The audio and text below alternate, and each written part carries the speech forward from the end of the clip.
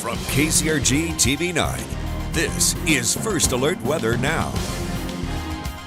Good evening and welcome to the Monday evening edition of First Alert Weather Now. I'm meteorologist Thompson. I'm meteorologist Hannah Messier. And welcome. It's been a weekend of, well, weather mess, frankly. First that ice and then the dense fog that caused a lot of trouble for people trying to get out of the airport especially. Yeah, it was quite a busy one in the weather lab. When there's half an inch of ice coating everything, there's not much else you can say. Yeah, a bit of a mess. But we have seen that ice melt and temperatures warm, and we will continue that for at least the first part of this week. We will also take a look at the forecast for fun and look back at another winter mess that took place about 16 years ago or so. I'm excited to hear more about that. We'll have to wait and find out. But for now, what you need to know as you step outside is the continued quiet weather. We're going to keep things pretty decently pleasant for this time of year, at least as we go through about the middle of Tuesday afternoon. That's when clouds will turn thicker and eventually the chance for a few snow showers makes a return. Mostly during the Tuesday night time period, but a few of those could linger into Wednesday morning, that is, and a few of those could cause a few slick spots for your Wednesday morning commute in particular. Something to keep an eye on if you are headed out and about during those time frames. Otherwise, late this week, even colder air will make a return. Not expecting a harsh Arctic chill, but certainly a bit of a change from where we're starting off the week. Also a change from where we start off the day. Our Mana Colony City Cam time lapse shows the thick fog that was present, but by late morning, early afternoon, we really started to see that lift and dissipate, and we were left with sunny skies to clear out the day. Now we're left with mostly clear conditions. And that has a lot of temperatures to fall off pretty decently. We're in the upper 30s at this point. We're going to see that continue to fall a little bit more. Those winds out of the west producing wind chills in the upper 20s in some cases, but that will be less of a factor as those winds turn lighter. And it's good to see 10-mile visibility across the board in all of the TV9 viewing area. Now, through the next several hours, we will eventually see a few clouds return by tomorrow morning. That's as temperatures head for the mid-20s. There is, of course, that snow chance coming up and a lot coming up this week, too. It's a busy time, the last full week before Christmas. Yeah, I have not finished all my Christmas shopping yet, so I'm not ready for that. You and many others, including me. And for the outlook of those holiday events coming up, here's meteorologist Joe Winters with this week's forecast for fun. 9 days away from Christmas Day, we'll take a look at your forecast for fun, or as Hannah likes to call it, the Yulecast for fun, because we do have a lot of Christmas things going on. First, non-Christmas, something you should do every day, exercise. Walking forecast, 37 on Tuesday, looks like a good day. Wednesday morning, maybe a few snow flurries, and 31. Some snow flurries, some wintry mix on Thursday, we'll see 34 degrees. Those storms don't look incredibly impactful, but enough that we want to let you know something could happen. Colors of Christmas have been coming in. Look at this yard from Justin Crawford sent in. Great display. Love the Santa on top of the house and the garage. And Vicki, beautiful display of all of yours, including the very colorful lights right along the gutter. Love those multicolored lights and the snow flurries on the garage door. We want to see your colors of Christmas. So send those to us through UNews, First Alert app, KCRG.com. We're sharing those all through our Christmas season. What else is going on? Well, there are several events. In fact, the Living Nativity happens at the Faith Life Church 5 to 7 this Thursday, Friday, and Saturday. Weather looks like it will cooperate. It's a drive-through. It is fantastic. Take a look if you can. Holiday Lights Parade in Hiawatha. That's on Thursday.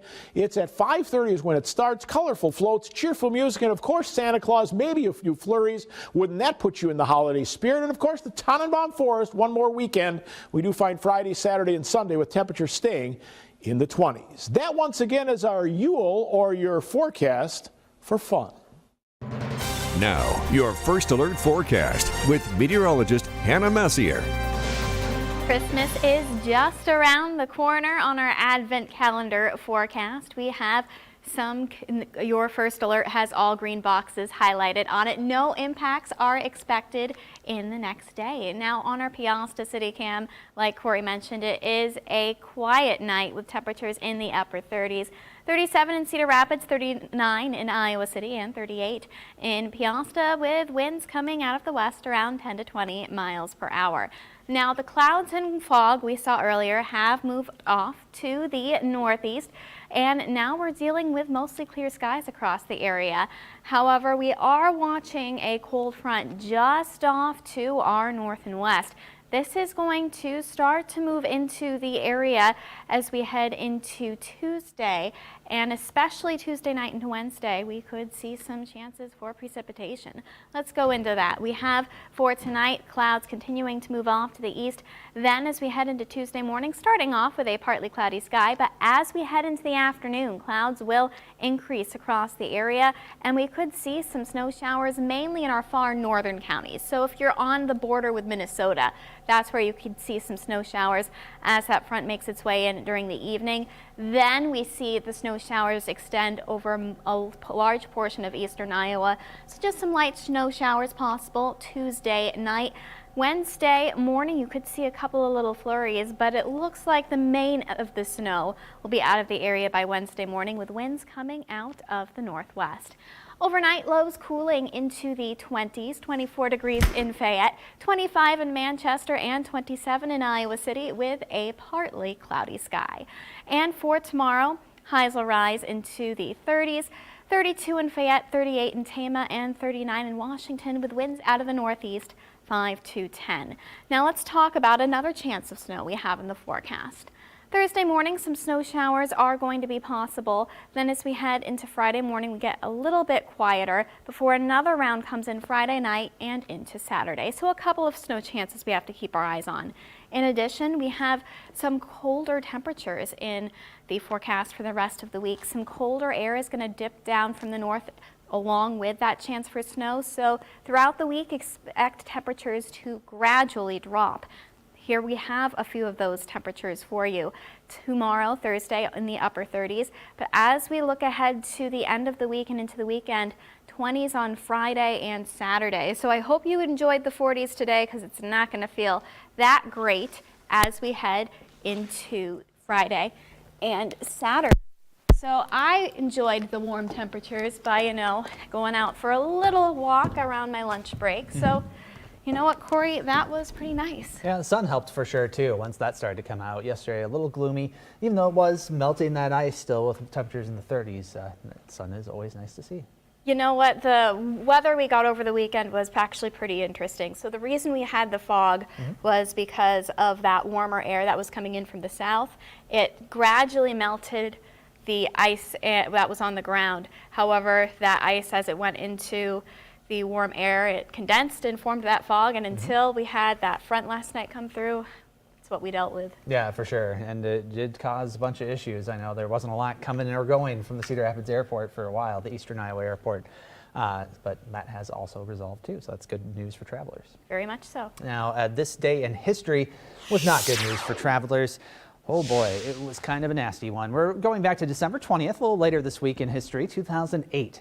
A strong storm system brought some snow, but the snow wasn't really the headline. It was the winds, and now those winds kicked up that snow, and the snow that was left behind from a previous storm system. Drifts really did pile high, especially in the northern third to half of the state, where road conditions got very, very poor. So here's the snow that came with this storm system. In Iowa, yeah, okay, we saw some areas in our far northern counties that maybe got 3 or 4 inches out of this. Most of the rest of the area saw some light but not negligible accumulations. Heavier stuff fell to our north in Minnesota, Wisconsin, and Michigan. But this came on the heels of another system just a couple days before that dropped 5 to 10 inches of snow across most of northern Iowa and some in southern Iowa too. In fact, far southeast Iowa saw a little bit of ice with this system, which caused them to at least be at risk for some damage from the ice still hanging on the power lines as temperatures were cold enough. Now behind this system, like we said, those winds kicked up, caused those drifts to pile up, and temperatures were falling. TV9's Jamie Brinton reported at the time about cleanup efforts in the days that followed. Larry Phelps knows wind can create big snowdrifts. Sometimes they're bigger than others. Well, it depends. You know, the Mother Nature, whenever the wind blows and the snow flies. And plenty of powdery snow flew today near Vinton. Here's the concern. Winds are gusting at speeds greater than 30 miles an hour here in Vinton County. So when it picks up some of this freshly laid snow, it can cause big drifts, and that creates a lack of access on county roads. That's why Phelps tried to clear the drifts from his neighbors' driveways. Just out here blowing the snow to help the guys get out. Snow drifts can create dangerous driving conditions. You can be driving down a road and all of a sudden there's a drift. You think you can get through it, you can't get through it, you get hung up. Getting stranded in temps well below zero is why the Sheriff's Department wants people to stay inside. Bundle up, stay home, hopefully. Hopefully don't travel unless it's an absolute emergency. Still, Vinton's Faith Baptist Church pastor shovels snow in hopes that some locals can still attend the church's Happy Birthday Jesus party. Normally we have a snowblower, but our snowblower's quit on us, so I'm out here braving it, I guess. So you're the makeshift snowblower tonight, huh? Yeah, and it's been all right. I think I've had ice crystals on my eyebrows and eyelashes, and it's a mess. And the mess on these roads will likely get only worse tonight as high winds prohibited plows from removing dozens of snow drifts. In Benton County, Jamie Brinton, KCRG TV 9 News. Yeah, it looks like a nasty one for sure. One of those times where the snow just wouldn't stop blowing. Combination of new snow all around the ground from a previous storm. Like we said, gusts were between 40 to 50 miles per hour starting the evening of the 20th, lasting through the portion of the 21st. Open areas, the Iowa DOT reported visibility limited to less than 100 feet at some time, probably especially at night when that blowing snow can look especially dangerous within your headlights. Now, travel is not advised across many of the state's highways in the north central and northeastern quadrants of the state, or however you want to describe that, those sections of the state for the Iowa DOT. About 18 hours of a period of that listing on their road conditions. Yeah, as temperatures dropped, they fell below zero by that night of December 20th into the 21st, and wind chills were as cold as 30 to 40 below. And that's not what you want to see necessarily when you're trying to clean up all that snow. No, I know those colder temperatures can sometimes form that crust of ice on top of the snow, which means if you want to dig it up, you have to kind of burrow down into it and for sure attack it with your shovel. Yep, I mean, you saw that guy said his snowblower quit working. Hopefully they got it fixed since then, but at least at the time, that was not what you want to see. No, I think what told that story the most when it came to him were those ice crystals on his eyes. That's when you know he's been outside in the cold for too long. Can't say I've ever had him on eyebrows. I have had some ice in the beard before. It is definitely a sign that you maybe should take a break. Yeah, no one wants to have to deal with that, but it's still better than ice, to be honest, that we had this weekend. Thankfully, right now there's no ice in the 9-day forecast. So you know what's something to be thankful for. We have a couple of chances for snow though. Tuesday is going to be pretty nice, but Tuesday night, especially in the overnight hours and evening, we have some chances for snow. Watching for that to potentially linger into Wednesday morning. Thursday, some snow showers are also possible. We're watching for a clipper system on Thursday. And for Saturday, the winter solstice, we're looking at 23 degrees. Now, Friday is going to be a pretty cold one though. So we're going to take a look at what wind chills we're expecting on Friday. So Friday morning, we're likely going to have wind chills in the single digits. So you'll need to bundle up on Friday morning, and in the afternoon, we're only going to feel like the teens. So don't expect Friday to be really much of a very pleasant day. Saturday, we have the winter solstice. So the winter solstice is going to be this Saturday. It's officially going to start at 3:19 a.m. It is the shortest daylight day of the year, but the good news is that after Saturday, we start to brighten things up a bit, which is something I am looking forward to. Now, it's also the winter solstice is when the sun is directly over the Tropic of Capricorn in the southern hemisphere. And over the next several months, the sun's rays are going to gradually move north until the spring equinox when it is directly over the equator. Now, again, it is the shortest light day of the year. 9 hours, 7 minutes, and 7 seconds of daylight is how much we'll have on Saturday. And then, of course, next week we have Christmas. Looking ahead to Christmas, we have typically in Christmas, this year we're not expecting much in terms of snowfall, but we have gotten some decent amounts of snowfalls in past year. One of the snowiest snowfalls in Cedar Rapids, we got about 4.5 inches, but Iowa City and Waterloo have had some pretty snowy ones.